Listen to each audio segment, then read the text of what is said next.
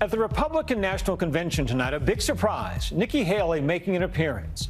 Once one of former President Trump's most bitter rivals, saying chaos followed wherever he went, calling him unhinged. Now throwing her full support behind the former president, appealing to undecided voters or others who, like her, could have a change of heart. Listen to some of what she had to say tonight. We should acknowledge that there are some Americans who don't agree with Donald Trump 100% of the time. I happen to know some of them. And I want to speak to them tonight.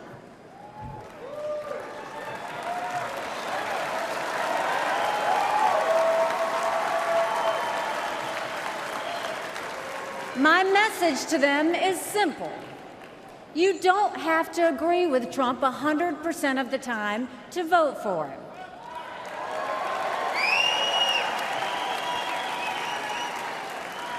Take it from me, I haven't always agreed with President Trump. But we agree more often than we disagree.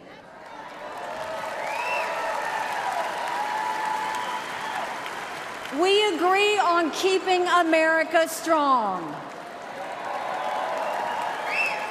We agree on keeping America safe. And we agree that Democrats have moved so far to the left that they're putting our freedoms in danger. I'm here tonight because we have a country to save. And a unified Republican Party is essential for saving her. ABC senior congressional correspondent Rachel Scott is in Milwaukee and joins us from the convention floor. Rachel, how was Ambassador Haley's speech received?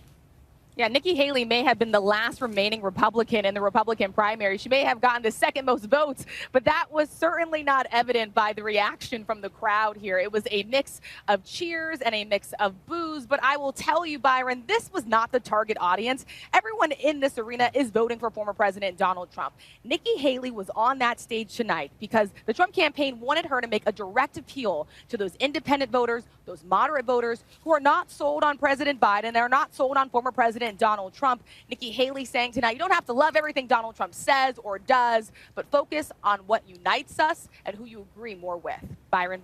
Rachel, you know as well as anyone that the emotion's still running high after the event of this past weekend. You can feel in the room. How did that play into the speeches we heard tonight? You know, several speakers who took the stage tonight just behind me fully acknowledged that they just ripped up their speeches. Lara Trump, Trump's daughter-in-law, she talked about those terrifying moments of watching her father-in-law almost be assassinated on live television, that bullet grazing just his right ear. And she sort of talked about this image that has really now become a defining image of this campaign. The former president with his fist up in the air saying the words fight, fight, fight. The Trump campaign hoping that rallies people around him. And now there's just a unifying message. The former president, we're told, is also rewriting his speech. But, Byron, this has been a very divisive campaign, including from the former president. So we'll have to see whether or not that holds. And Rachel, you've been on the front line of this campaign from the beginning. We are grateful. Get some rest. And we'll see you again, I'm sure, tomorrow. And we'll have continuing coverage of the Republican National Convention, including remarks by Republican vice presidential candidate J.D. Vance tomorrow night, and Donald Trump and the entire Trump family on Thursday here on Nightline.